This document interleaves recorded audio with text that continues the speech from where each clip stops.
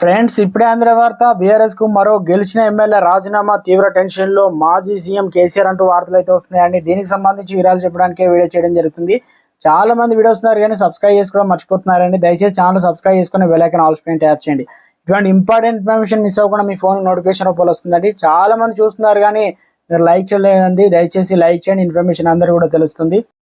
ఉమ్మడి ఖమ్మం జిల్లాలో BRS party తరపున గెలిచిన ఒకే ఒక ఎమ్మెల్యే తెల్ల వెంకట్రావు ఆ పార్టీ నేతలకు వరుసగా షాకులు ఇస్తున్నారు. ఇటీవల మంత్రి పొంగులేటి శ్రీనివాస్ రెడ్డితో పాటు కుటుంబ సమేతంగా రేవంత్ రెడ్డి కలిసి ఇప్పుడు మళ్ళీ ఇంకో షాక్ ఇచ్చారు.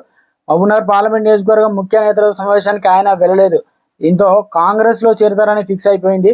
ఉమ్మడి ఖమ్మంలో ఈ విషయంపై గుసగుసలు కూడా మొదలయ్యాయి. అసెంబ్లీ ఎన్నికల్లో ఘోర పరాజయం పాలైన బీఆర్ఎస్ పార్లమెంట్ ఎన్నికల్లో సత్తా చాటాలని చూస్తుంది. ఈ క్రమంలో వరుసగా పార్లమెంట్ సెగ్మెంట్లతో నేతలతో బీఆర్ఎస్ నేత కేసీఆర్ అయితే సమావేశాలు నిర్వహిస్తున్నారన్నమాట.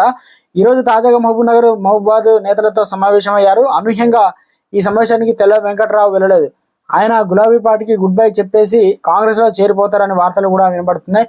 మంత్రి పొంగులేటి శ్రీనివాసరెడ్డి అత్యంత సన్నిహితుడైన తెల్ల వెంకట్రావు అసెంబ్లీ ఎన్నికల ముందు కాంగ్రెస్ పార్టీలో చేరారు. కాంగ్రెస్ నుండి టికెట్ రాలేదని తెలిసి బీఆర్ఎస్ పార్టీలో చేరి భద్రాచలం నుండి బీఆర్ఎస్ తరఫున ఎమ్మెల్యేగా పోటీ చేసి గెలిచారు.